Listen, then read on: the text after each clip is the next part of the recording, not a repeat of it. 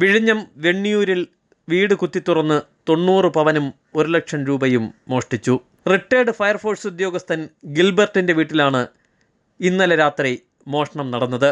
വീടിൻ്റെ 2ാമത്തെ നിലയിലെ മുറിയിൽ അലമാരയിൽ സൂക്ഷിച്ചിരുന്ന 90 പവൻ്റെ സ്വർണ്ണാഭരണങ്ങളാണ് മോഷ്ടിച്ചത്.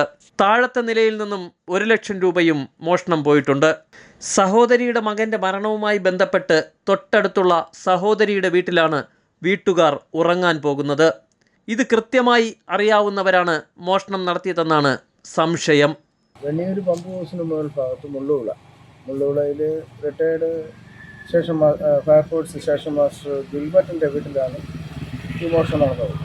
ഇത് മരുമകളുടെ സ്വർണ്ണമുണ്ട്, മകളുടെ സ്വർണ്ണമുണ്ട്, പിന്നെ ഗിൽബർട്ടിൻ്റെ ഭാര്യയുടെ കുറച്ച് സ്വർണ്ണമുണ്ട്. അപ്പോൾ ഇവരുടെ സ്വർണ്ണം എല്ലാം കൂടെ 75 പവനിൽ കൂടുതൽ വരും എന്നുള്ളതാണ് അവർ പറയുന്നത്. ഇന്നലെ രാത്രി തൊട്ടടുത്ത വീട്ടിൽ ഈ ഗിൽബർട്ടിൻ്റെ സഹോദരിയുടെ മകൻ മരിച്ചു. സഹോദരി ഒറ്റയ്ക്ക് താമസിക്കുകയാണ്. അപ്പോൾ ഈ ഗിൽബർട്ടും ഭാര്യയും കൂടെ ഈ മോഷണം നടന്ന വീട് പൂട്ടിയിട്ട് അവരെ വീട്ടിൽ പോയി രാത്രി കിടന്നുറങ്ങുന്ന പതിവുണ്ടായിരുന്നു മരണത്തിന് ശേഷം.